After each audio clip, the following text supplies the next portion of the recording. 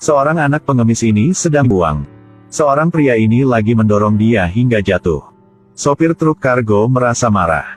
Lari ke dia untuk lihatnya, anak ini telah terluka. Dia berlari untuk berbicara tentang moralitas, tapi pengemudi itu minta dia pergi. Dia buka pintu mobil, pegang tangan seorang pria itu. Tarik dia keluar dan tamparnya berulang kali. Tak berniat berhenti. Pria yang kenalnya selama 30 tahun hampir tak bisa menariknya kembali. Tiba-tiba dia melihat mata gadis malang itu. Jadi telah memecahkan kaca mobil. Seorang ini bernama Jai. Hobinya adalah memukul.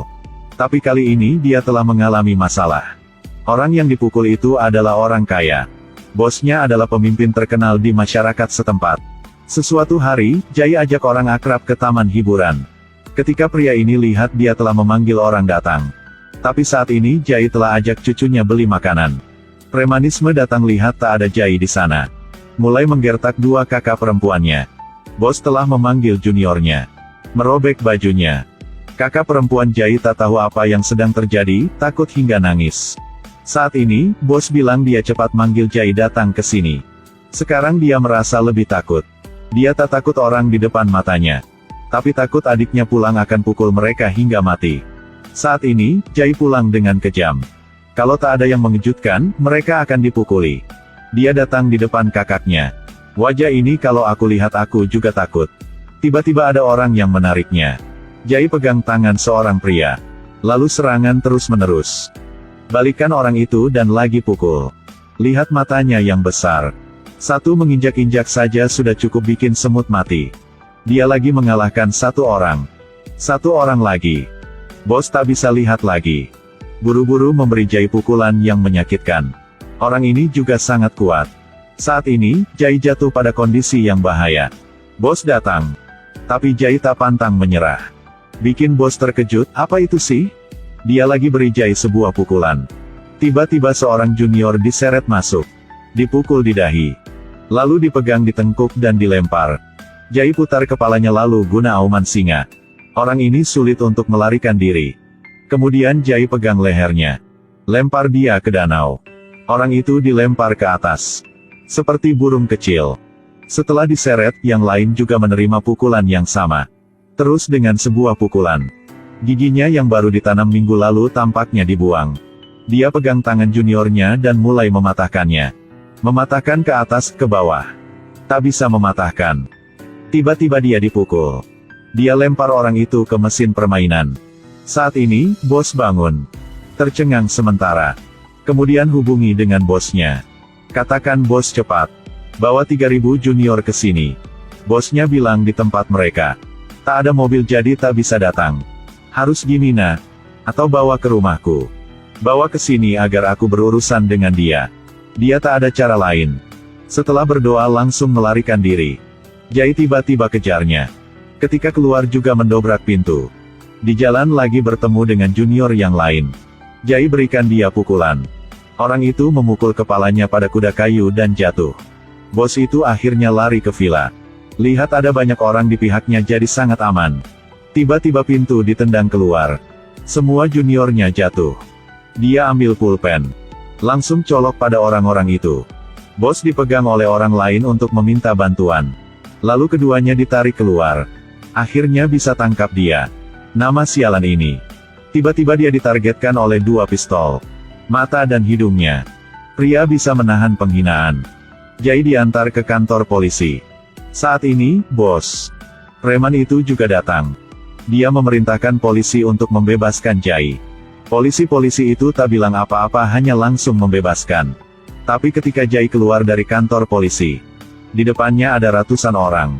Siap mengajarnya. Ada ribuan preman di depan kantor polisi. Hanya karena satu orang yang spesial dibebaskan. Niatnya bukan untuk jemput pria ini. Tapi untuk pukulnya. Lihat adegan ini. Jai sangat tenang. Dia dulu adalah prajurit berpengalaman. Pernah membunuh lebih dari 3000 orang hanya dengan tangan saja tanpa senjata. Mengalahkan orang-orang ini tidak bisa dikatakan mudah. Tapi lebih mudah daripada makan kue. Bos dari pihak lain mengatakan. Hanya dengan kamu saja tapi berani memukul saudaraku. Mari lihat apakah aku mematahkan kakimu hari ini. Tiba-tiba Jai diserang dengan sembunyi-sembunyi. Lalu Jai dipukul hingga jatuh. Bagaimana, kamu lebih lemah kan? Aku memujimu begitu banyak. Kau tak bisa menamparkan wajah kau sendiri. Persiapan siswa. Tongkat itu terlihat seperti terbuat dari permen. Kok crispy banget? Tiba-tiba dia melompat. Bikin bos terkejut. Perang akhirnya dimulai. Jai menarik tongkat kayu dan menjatuhkan juniornya. Mereka dilempar. Kemudian mencengkeram kerahnya dan melemparkannya ke bawah. Dan melemparkannya hingga 5-6 meter. Saat ini juniornya seperti bebek kejutan. Berlari dengan panik. Jai fokus menangani mangsanya sendiri. Dia pegang kerah dan membuangnya. Lalu melemparkannya ke tanah seperti mengangkat anak ayam. Jai angkat dia dan bilang, "Apakah aku telah menghormati kamu? Beraninya kau bahkan memukulku. Selain itu, kau juga tak lancar pukul kan?" Setelah mengatakan itu, dia dilempar ke dalam mobil. Orang yang kejam seperti Jai. Ternyata adalah seorang pria yang baik hati. Pacarnya adalah orang cacat yang optimis bernama Suman. Tapi saat ini di sekolah, pacarnya ingin bunuh diri. Ternyata hari ini Suman ada ujian penting. Tapi kakak laki-lakinya yang tuliskan jawaban untuknya tak bisa datang karena kemacetan. Saat itu, Jai sedang diblokir di kantor polisi. Tak bisa hubungi.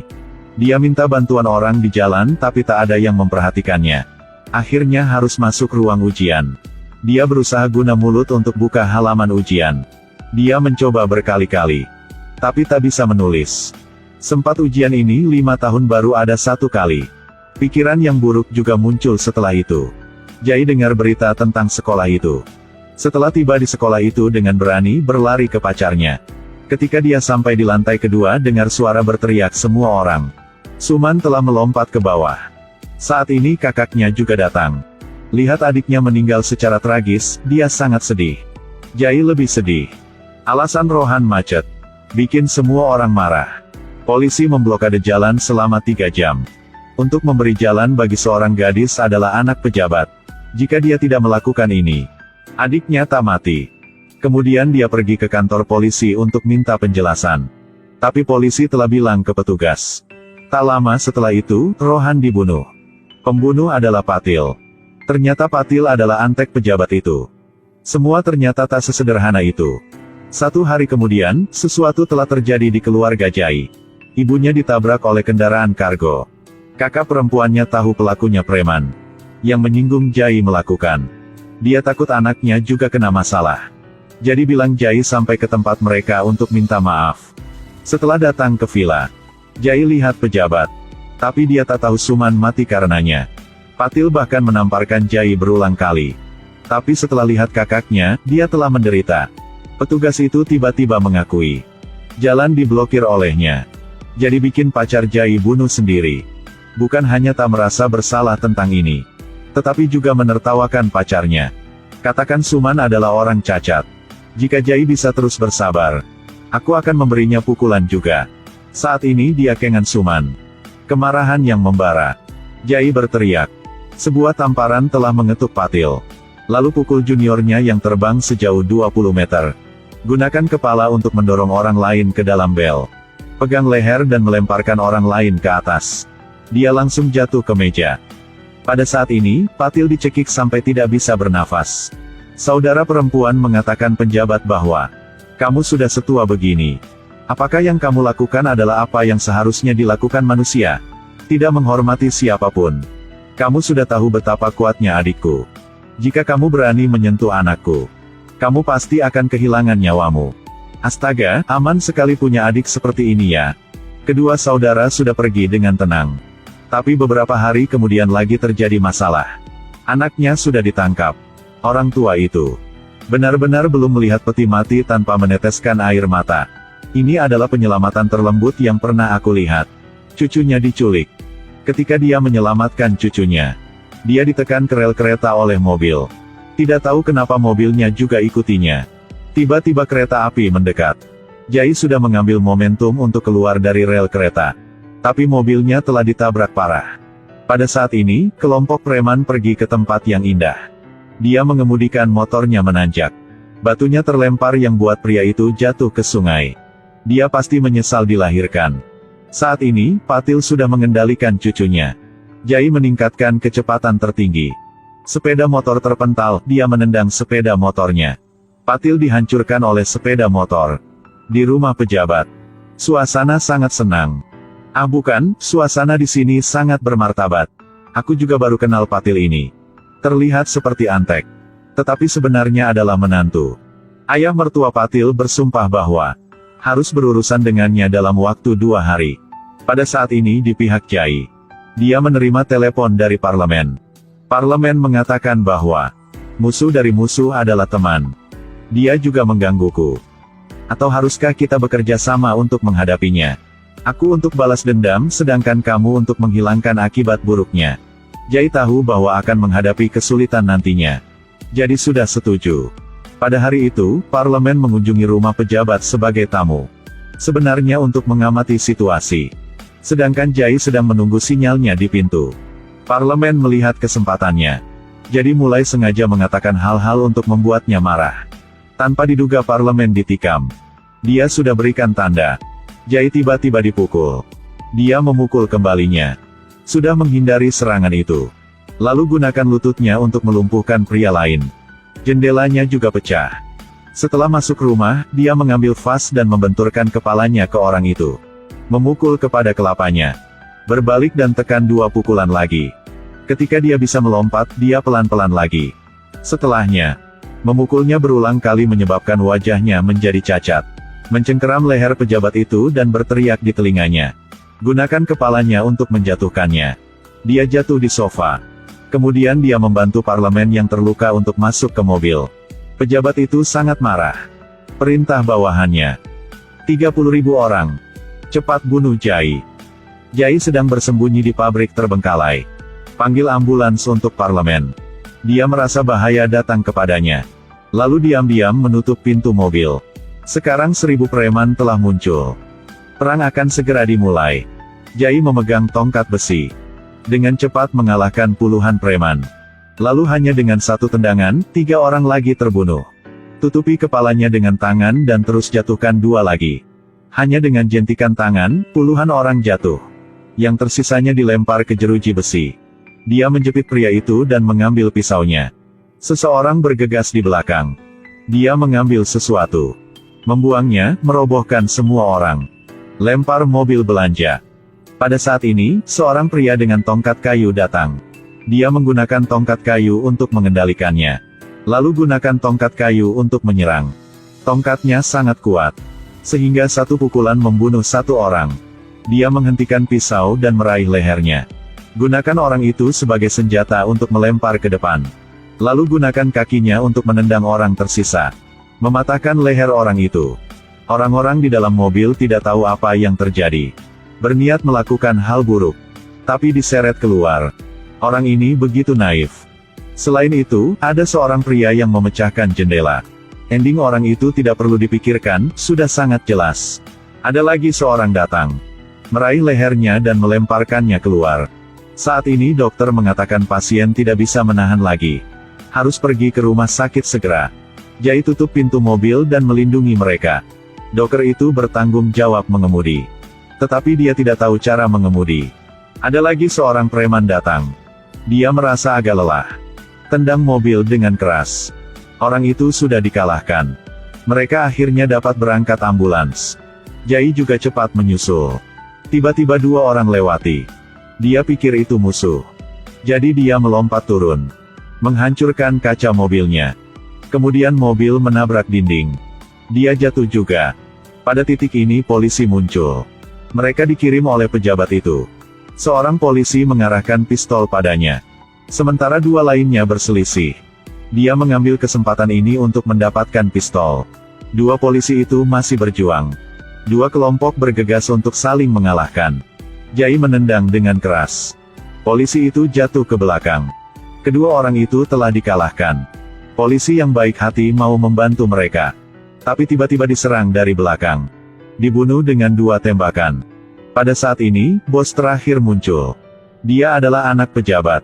Setelah dia turun dari mobil, sekelompok preman datang.